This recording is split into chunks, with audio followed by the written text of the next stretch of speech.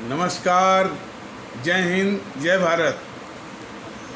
भारतीय अवाम ताकत दल अपने भारतीय भाई बहनों अर्थात अपने देश भारत की जनता अर्थात अपनी भारतीय अवाम से भारतीयता आधारित आपसी श्रद्धा, भारतीयता आधारित आपसी स्नेह, भारतीयता आधारित आपसी प्रेम, भारतीयता आधारित आपसी अखलाक मोहब्बत, भारतीयता आधारित आपसी सहयोग, भारतीयता आधारित आपसी सम्मान, भारतीयता आधारित आपसी एकता, भारतीयता आधारित आपसी भाईचारा तथा भारतीयता आधारित आपसी सद्भाव को समझने व उसे आत्मसात करके वैसा ही आचरण एवं व्यवहार करने हेतु और इसके पूरे देश में प्रचार प्रसार करने हेतु और प्रत्येक देशवासी को इसकी अहमियत और महत्व को समझाकर और उसे अपनाते हुए वैसा ही आचरण एवं व्यवहार करने हेतु और प्रत्येक देशवासी को अपना ही भारतीय भाई बहन मानकर, समझकर, अपनाकर उनके साथ वैसा ही और उसी अनुसार आचरण एवं व्यवहार करने हेतु सतत, सदैव और हमेशा अदब के साथ, आदर के साथ अर्ज करता है, विनती करता है। अब हम सभी लोग उस विषय पर गंभीरतापूर्वक विचार विमर्श करेंगे और विशेषकर राष्ट्रभक्ति, देशभक्ति, मुल्क परस्ती, अवाम परस्ती के दृष्टिकोण और नज़रिए से करेंगे। कुछ छोटे छोटे प्रकरण या विषयों पर और फिर मुख्य विषय।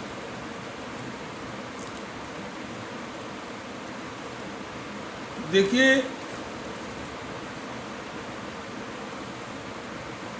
क्योंकि जब से ये भारतीय अवाम ताकत दल करीब 12 महीने के आसपास क्या हो रहा है, YouTube के संदेश के माध्यम से पूरे देश में भारतीय एकता, भारतीयता आधारित एकता और भाईचारा, आपसी सद्भाव, आपसी इखलाक मोहब्बत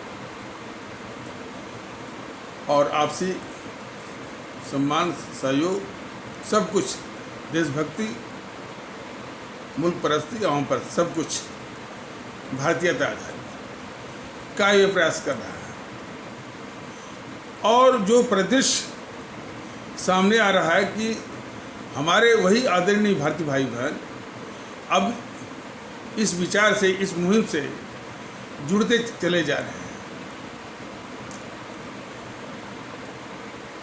और इसमें वो संगठन, राजनीतिक संगठन जो अमूमन वो सामंतशाही दृष्टिकोण के शिकार हैं, उनको ये एकता रास नहीं आ रही है, पसंद नहीं आ रही है और वो विरोध जो है बहुत घटिया स्तर से इसका करवा रहे हैं।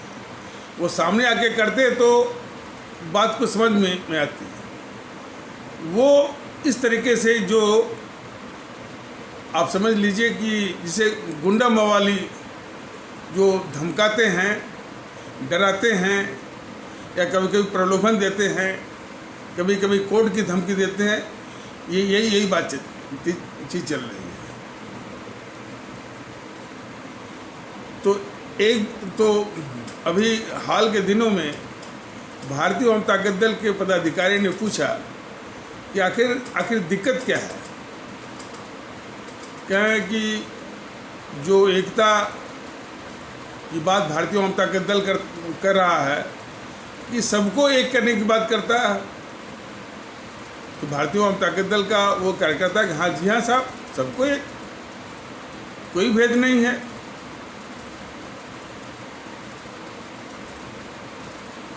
देखिए, भारतीय अवाम ताकत दल ने पहले भी कहा है कि इस तरह की अवधारणा या शब्द या अल्फाज बहुसंख्यक, अल्पसंख्यक, हमारे देश में न कोई बहुसंख्यक है न कोई अल्पसंख्यक है, सब लोग बराबर हैं, न कोई दलित है न कोई गैर दलित है। इस प्रकार ये भेद विभेद की और भी है।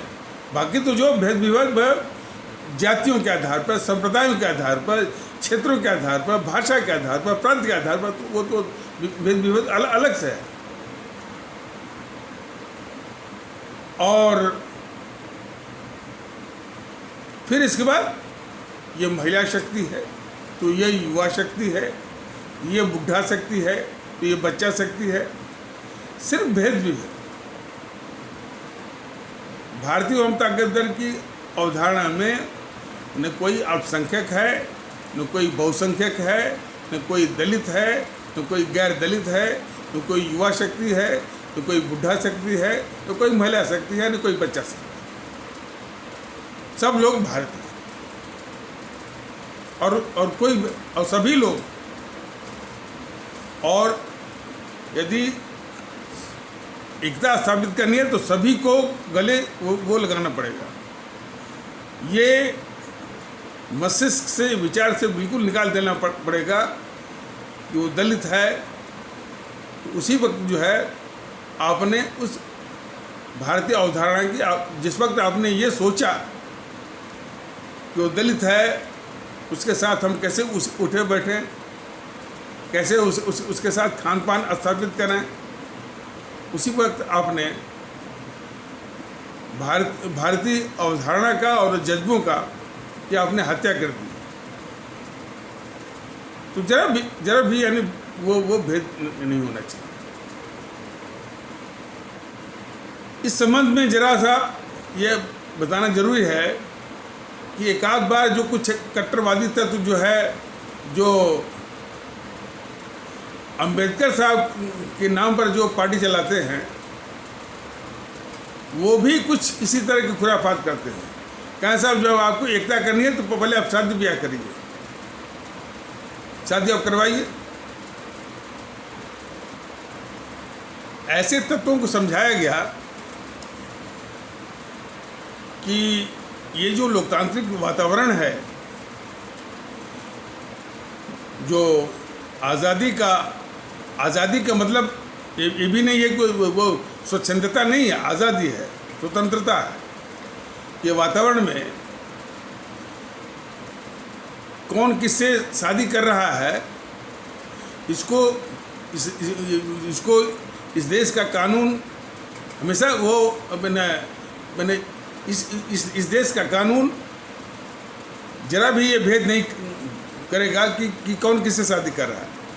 जहाँ भी विचार मिलते हों वो शादी कर सकता है और कर भी रहे हैं लोग। इसमें कोई रोक टोक है ही नहीं। इस देश का जो कानून है, बस आपस में विचार मिलते हो और रजामंदी हो और कोई धोखापट्टी न हो आपस में, बस। तो कौन किससे शादी कर रहा है इसमें कानून मदद ही करता है, रोकता नहीं है। तो ऐसे तत्वों को भी जानना चाहिए और सभी को जानना चाहिए। लेकिन इस शादी ब्याह से ही एकता आएगी, यह तो ऐसे सोच वालों पर तरस आता है। तो पहले तो जो है समाज में समरसता होनी चाहिए, कम से कम गले लगाना, साथ में उठना बैठना, विचारों को मिलाना, उनको बिल्कुल समान रूप से व्यवहार करना। और शादी ब्याह का है तो जैसा कि बताया गया, जब भी विचार मिलें जो है वो शादी ब्याह भी हो जाएगा और कोई बंधन भी नहीं रहेगा। लेकिन पहले उसके लिए आवश्यकता है, पहले भारतीय एकता स्थापित हो, बगैर भेदभाव के। बगैर भेदभाव वो विचारों में भी नहीं होना चाहिए और आचरण में भी नहीं होना चाहिए, ये जरूरी। तो आ जाइए, तो भारतीय जनता के दल बराबर माने सामंतशाही दृष्टिकोण से बहुत दूर, सभी को गले लगाना, सभी को अपना भारतीय भाई बहन समझना, उनसे जो हमारा नाता रिश्ता है, जो उनसे हमारा बंधन है, जो हमारा आकर्षण है, सिर्फ इसलिए कि हमारे वो भारतीय भाई हैं। और मैं समझता हूँ कि ये सबसे उत्तम और पवित्र विचार है, और इसको अंग्रेजी में कहते हैं इनकम्पासिंग ऑल, ये विचार है। ये सभी को समझने की आवश्यकता है बगैर किसी भेदभाव के। ये बिल्कुल दिमाग से निकाल देने चाहिए कि दलित ना दलित या कोई हरिजन जमात फलाने, तमाम इस तरह की गंदगी को दिमाग से बिल्कुल बाहर करते हैं। तो और ख़ास करके हमारे जो इतने बड़े राष्ट्रभक्त अम्बेडकर साहब के नाम पर तमाम इस तरह के जो चलाए जा रहे हैं, वो भी उनके विचारों की हत्या कर रहे हैं। उन्होंने एक जातिहीन समाज की कल्पना की थी, उसकी वकालत भी करते थे, और उसके काफ़ी वो पुरजोर उसके वो थे, मसीहा भी थे। तो आज वही जातिहीन समाज का विचार सार्थक हो रहा है भारतीय एकता के रूप में। सभी लोग भारतीय, कोई जाति नहीं। तो ये तो जो सामंतशाही दृष्टिकोण से शिकार है जो, और वो खास करके यही GNPC, गांधी नेहरू परिवार चांडाल चौकड़ी कॉकस, और ये भारतीय जनता पार्टी और कुछ वाम दल, इनको ये एकता रास नहीं आ रही, पसंद आ रही है, इसलिए विरोध कर रहे हैं। अब विरोध का तरीका तो मैंने बता दिया, सिर्फ जो है सामने नहीं आना। जो बड़े बड़े नेता हैं वो नैतिक रूप से भारतीय एकता के सामने या उसका सामना करने के लिए नैतिक बल साहस हो चुके हैं, बिलों में छिप गए हैं, और छुट भइयों को जो कि मैंने असामाजिक तत्व हैं उनको सिखा पढ़ा करके धमकाने के लिए, डराने के लिए, कभी कभी गाली के भी द्वारा, और कभी कोई प्रलोभन की भी बात करते हैं, कभी यही बात, बस ये। तो वो तो खैर वो इसलिए बताया जा रहा है कि ये भले ये बोले कि हम राष्ट्रवाद चला रहे हैं, वो चला रहे हैं, और JNPC कहते हैं कि हम मैंने आज़ादी की लड़ाई लड़ी, एकता, और हम गरीबों के लिए, अल्पसंख्यकों के लिए, मुसलमानों के लिए पता नहीं क्या क्या बोलती रहती है। वो सब धोखा, झूठ, और बिल्कुल फरेब है झूठ। इनका यही चरित्र है कि जब भी इस तरह की एकता की बात हो, सद्भाव की बात हो, तो छुट भइयों से जो है उस मुहिम को रुकवाने के लिए डराना धमका नहीं है, और वो भी यानी गुंडों और माफियाओं के तरीक़ों से। तो एक तो ये, दूसरा जो दुखड़ा है इस देश को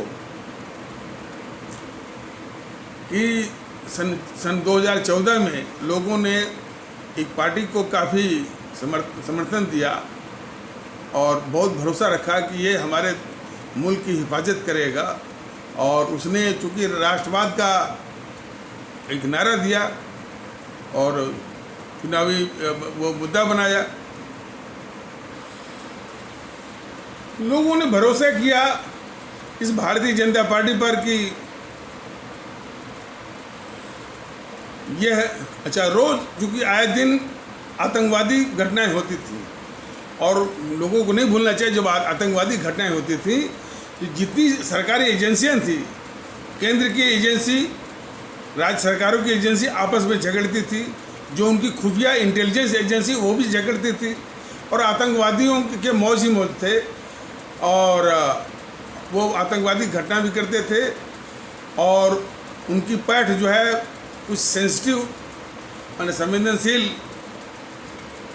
लोगों तक थी, संस्थानों तक थी। तो लोग ऊब करके जब इसने भारतीय जनता पार्टी ने 2014 में नारा दिया राष्ट्रवाद का, लोगों ने सोचा कि भाई कि ये रक्षा करेगी। जम्मू कश्मीर में हमारे मैंने इसने छूट दिया और वो काफ़ी आतंकवादी मारे गए। वो अंतर्राष्ट्रीय मोर्चे पर मोदी जी ने जो विश्व जनमत को अपने पक्ष में किया और वो आतंकवादी देश पाकिस्तान को अलग थलग किया, उससे भारत को काफ़ी राहत मिली। लेकिन मोदी जी को भी जानना चाहिए, भारतीय जनता पार्टी को भी जानना चाहिए, हमारे आदरणीय भारतीय भाई बहन को भी जानना चाहिए कि जो आतंकवादी देश देश पाकिस्तान है, या हमारा दुश्मन नंबर 1 चीन है, उससे घातक दुश्मन इस देश के अंदर है। उनका इलाज जो है सबसे पहले जरूरी, और सिफत इस बात की है कि वो घातक दुश्मन राजनीतिक दलों के वेश में, और वो शुरू होते हैं यही गांधी नेहरू परिवार चंद्रा चौकड़ी कांग्रेस। पता नहीं ये बात आदरणीय प्रधानमंत्री मोदी जी के दिमाग में है कि नहीं है कि ये संगठन देश के लिए बहुत ही खतरनाक है। जो भारतीय जनता दल, देखिए, कुछ लोग सोचते होंगे या आलोचना करते होंगे, ये हमेशा जो है ये यानी भारतीयता की बात करते हैं, भारतीय एकता की बात करते हैं, और देश विदेश के दुश्मनों की बात करते हैं, देश में गद्दारों की बात करते हैं, और ये हमेशा जो है इसे GNPC गांधी नेहरू परिवार चंद्रा चौकड़ी की बात करते हैं, हमेशा गद्दार नेहरू की बात करते हैं। ज़रूर ये आदरणीय भारतीय भाई बहनों को जानना चाहिए, हमारे आदरणीय भारतीय आवाम को जानना चाहिए कि हमारे देश के लोगों में बहुत काबिलियत है। यह एक स्थापित सत्य है कि हमारी जो काबिलियत है और हमारी ऊर्जा भी बहुत ज़्यादा है। माहौल यदि सही हो, यदि हमारी पूरी काबिलियत, हमारी ऊर्जा ये सही दिशा में लगाई जाए तो दुनिया में कोई भी देश, यहाँ तक कि चीन भी, वो मुकाबला नहीं कर सकता है हमारा, किसी में भी, तकनीकी में, यानी टेक्निकल एक्सीलेंस में, और इकोनॉमिक पावर बनने में, सब कुछ नहीं, मैंने और किसी मामले में हमारा आम भारतीय भाई बहन विश्व के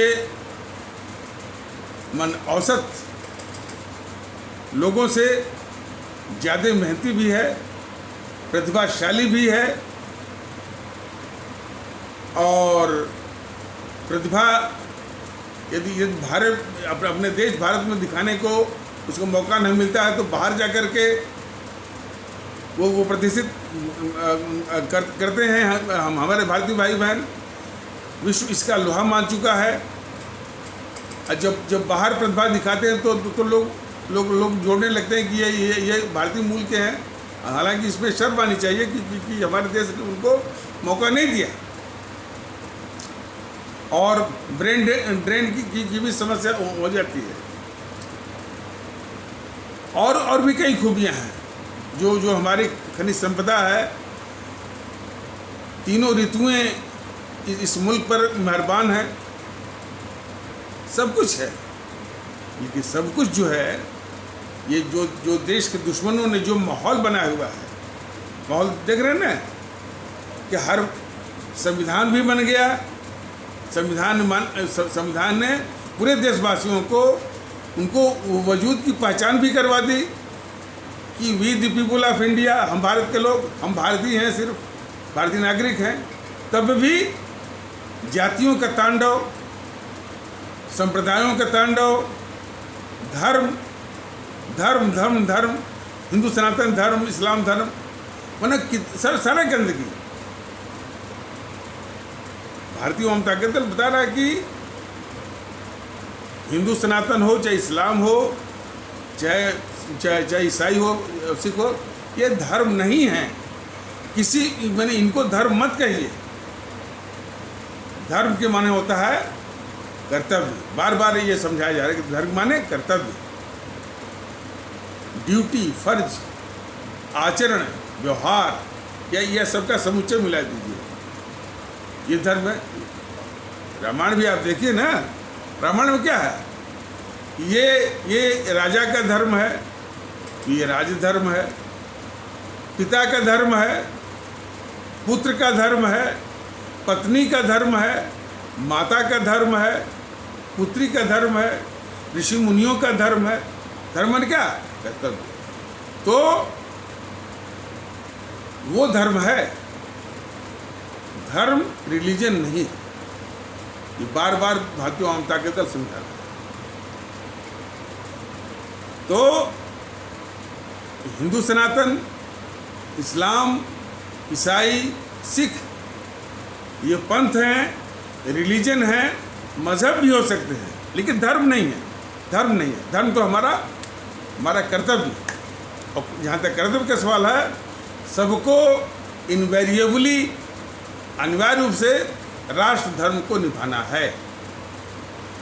और राष्ट्र धर्म से मतलब ये है कि मुल्क से मोहब्बत और मुल्क की चिंता कि हमारा मुल्क, हमारा देश कैसे महफूज रहे, कैसे सुरक्षित हो, देश के दुश्मनों से कैसे सुरक्षित हो, कैसे ये कीर्तिमान हो, इसकी शौर्य, इसकी कीर्ति और इसका यश पूरे दुनिया में सबसे ऊपर हो। और साथ साथ अपने भारतीय भाई बहनों की चिंता करें कि हम कौन ऐसा काम करें कि हमारे ये भारतीय भाई बहन 125 करोड़ लोग सुखी रहें, उनको सुख मिले, शांति मिले, सुकून मिले। ये राष्ट्र धर्म।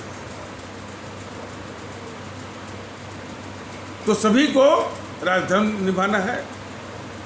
और जहाँ तक कि पंथ की बात है, वो अलग अलग है, वो व्यक्तिगत आस्था। किसी की आस्था हिंदू सनातन में होगी, किसी की आस्था इस्लाम में होगी, किसी की आस्था ईसाई में होगी, किसी की आस्था सिख पंथ में होगी। वो व्यक्तिगत है, व्यक्तिगत आस्था। इसलिए भारतीय वामता के दल कहता है कि उस व्यक्तिगत आस्था को व्यक्तिगत की हद में, घर के अंदर जो भी विधि आपको पसंद आती हो कर सकते हैं।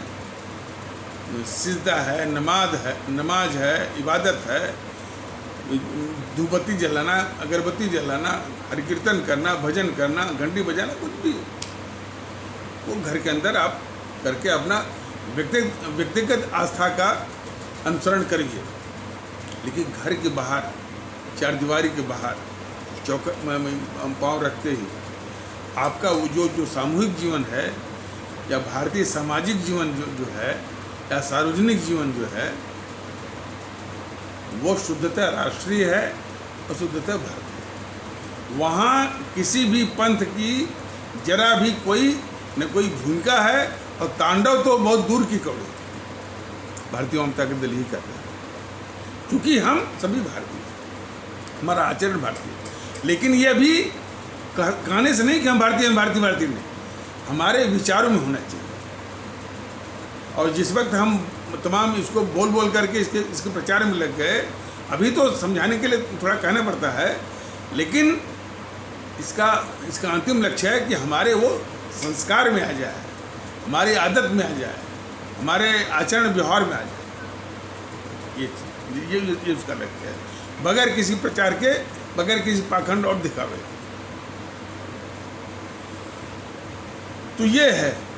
और जिस वक्त ये स्थिति रहेगी तो लोगों को अच्छी शिक्षा, रोजगार और न्याय, उनको इज्जत बख्शना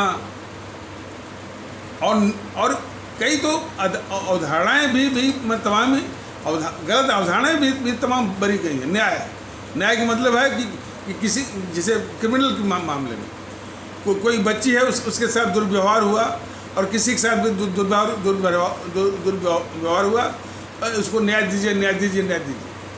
अरे भाई, यदि वो केस चलेगा और जल्दी जल्दी केस ये चलता भी है, फैसला भी होता है।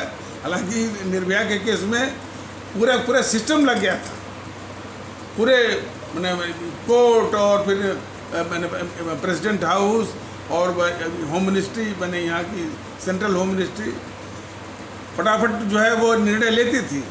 लेकिन वो बदमाश किस्म का था AP सिंह, जो वकील था, जो निर्भया के केस में जो एक्यूज्ड आरोपियों की ओर से वो रोज़ कोई न कोई इस तरह से टेक्निक निकालता था। और केजरीवाल भी उसमें अब बेनकाब हो गया, तो वो भी इस उनकी फांसी को लटकाना चाहता था। खैर, तो न्याय की बात करते थे। तो मान लीजिए निर्भया के दोषियों को फांसी लग जाती है, तो निर्भया के साथ जो दुर्व्यवहार हुआ उसके साथ तो न्याय नहीं हुआ ना। उसके साथ हुआ, मैंने उसके साथ जो भी दुर्व्यवहार या जो भी शिकार हुई वो जो है यानी वापस तो नहीं होगा ना। और कोर्ट भी ये कहती है कि ये न्याय नहीं होता है, बल्कि ये डिटरेंस होता है। डिटरेंस माने दूसरे के साथ ऐसा ना। तो ये न्याय के विषय में लोचा माने बहुत बड़ा गड्ढा, यानी एक मिसकंसेप्शन या परवर्टेड एक कंसेप्शन है न्याय का। और न्याय का मतलब है कि आपके साथ या जो मजलूम है, जो कमज़ोर है और जो समाज का जो इस तरह से संवेदनशील तबका है, हमारे बच्चियां हैं, हमारे बहनें हैं, हमारे बहू बेटियां हैं और इसी तरह से और भी कमज़ोर लोग हैं, उनके साथ ऐसा व्यवहार हो ही नहीं। मतलब कि शासन, प्रशासन, हुकूमत, पुलिस का अपराधियों के दिमाग में इस तरह से खौफ हो कि वो अपराध करना ही भूल जाएं या सोचे, और अपराध यदि वो 1000 बार सोचें। नंबर 1, और यदि कुछ इस तरह की कोई सोच भी लेता है तो मौके पर जो है तुरंत जो है उसकी सुरक्षा हो, मौके पर न्याय मिले और उसको वो इज्जत बख्शी जाए, प्रतिष्ठा बख्शी जाए। ये न्याय, यानी एक उदाहरण के तौर पर। और इसके लिए ऐसे नहीं होगा, सख्ती लानी पड़ेगी। और सख्ती का जो स्वरूप, मॉडल या विचार दिया था हमारे सुभाष चंद्र बोस ने, हमारे राष्ट्रभक्त श्रोमणी नेताजी सुभाष चंद्र बोस ने बोला था कि हमारे देश में 25 साल के आसपास तक जो है तानाशाही। तो इस लोकतंत्र में तानाशाही तो मुमकिन नहीं है, लेकिन उसी स्तर की सख्ती यानी कड़ा अनुशासन। तो अनुशासन, नियम पालन और सख्ती, और इसी तरह के हमारे वो प्रशासक थे, हमारे आदरणीय सम्राट औरंगजेब, वो भी सख्ती, अनुशासन, नियम पालन, अनुशासन के वो काफ़ी वो इसके माने समर्थक रहे। और वो अपने शासन प्रशासन में इन मानदंडों का पालन करके वो दिखाए, तब जाकर के ये न्याय मिलेगा और सबको वो मौके पर न्याय मिलेगा। और न्याय देने की जिम्मेदारी जो है वो सरकार की होती है, न्यायालय की नहीं होती। तो ये कहना चाहता है कि ये इसीलिए वो भारतीय आवाम ताकत दल कहता है कि जो बुनियादी जो पहलू हैं हमारे देश के, कि एकता कैसे स्थापित हो और वातावरण कैसे शुद्ध हो, बाकी ये चीज़ें जो है शिक्षा है, न्याय है, मौके पर न्याय है, रोजगार है, और व्यवस्था जो डिलीवरी सिस्टम है, जो भ्रष्टाचार, निकम्मापन, हरामखोरी युग से ग्रसित है, उससे कैसे मुक्ति मिले, सब कुछ संभव है। लेकिन बुनियादी पहलुओं को और जान लीजिए कि जब तक ये देश के शत्रु जो है एनपीसी जैसे, वाम दल जैसे और इनको पालने वाले बीजेपी वाले रहेंगे, तब तक जिन बातों की अभी एक रूपरेखा अब आप लोग के सामने बताई गई है अपने आवाम के सेवा के खातिर, वो मुमकिन नहीं है। तो अब ये एपिसोड फिर ये लंबा हो गया, तो इसलिए बताया जा रहा है कि अब देखिए, और आगे एपिसोड में भी बताया जाएगा कि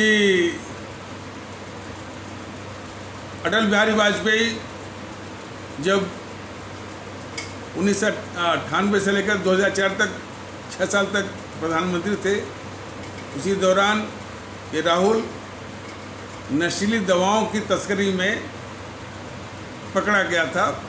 बोस्टन एक शहर है अमेरिका, बोस्टन, और ये चीज़ मैं नहीं कर रहा हूँ, आप भी गूगल में सर्च मारेंगे आपको मिल जाएगा। नशीली दवाओं के तस्करी में पकड़ा गया था, उसको सोनिया के कहने पर अटल बिहारी वाजपेयी ने अपने प्रधानमंत्री पद का दुरुपयोग करते हुए उसको उस तस्करी के आरोप से उसको राहुल को छुड़वाया।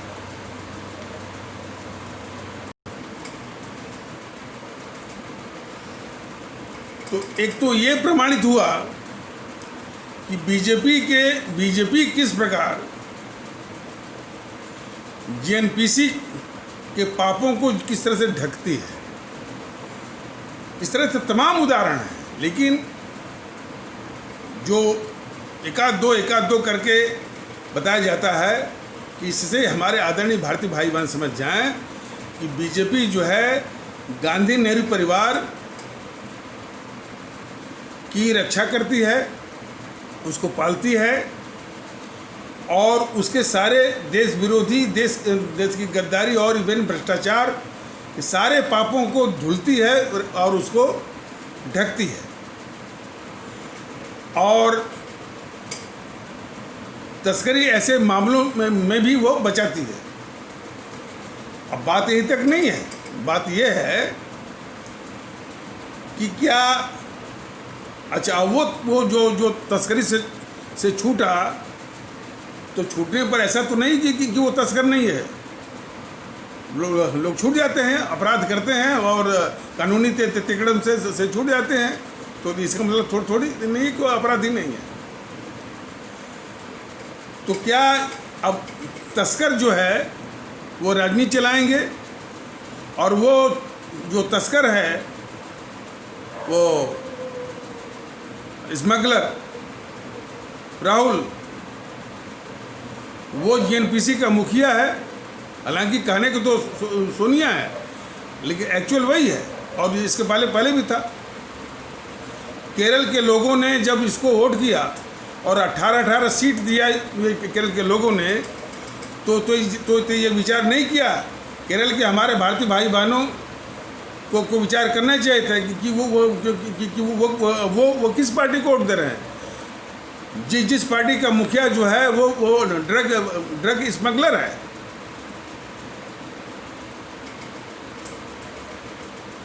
मैंने फिर कहा कि ये मैं अपनी ओर से नहीं कर रहा हूँ, गूगल में आप सर्च मारिए, आपको ये तथ्य आपको मिल जाएगा।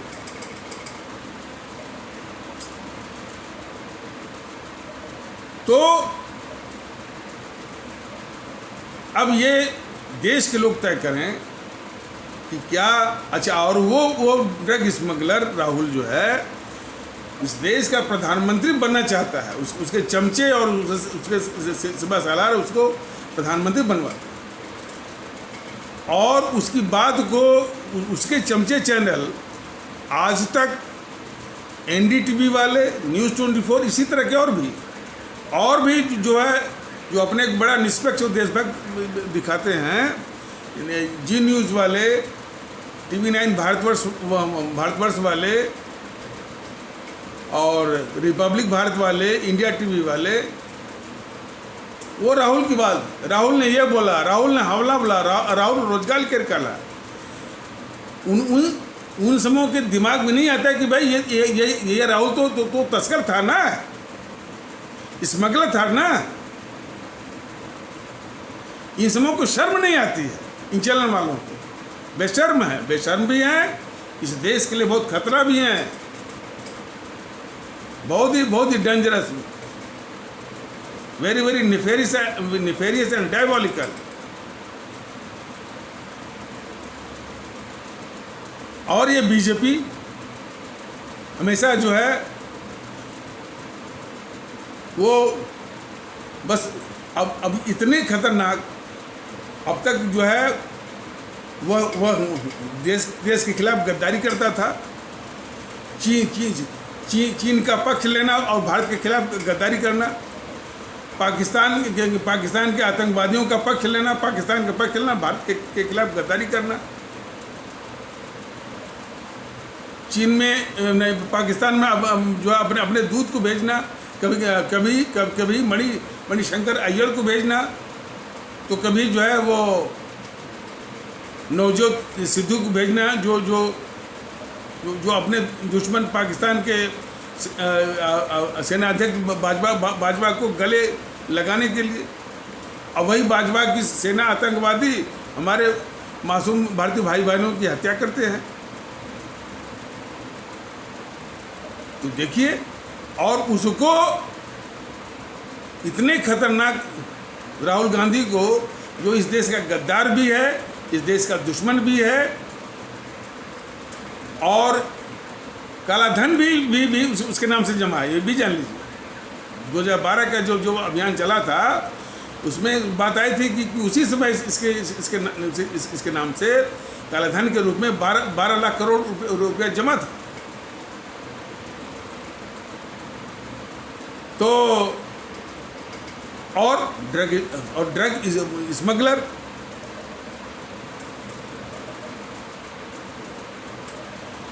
तो ऐसे खतरनाक देशवाद मुल्क, ऐसे लोग इस भारत की राजनीति में रहेंगे, तो भारत की राजनीति इस मुल्क के लिए और इस देश के लिए, इस मुल्क के वजूद के लिए कितना खतरा है।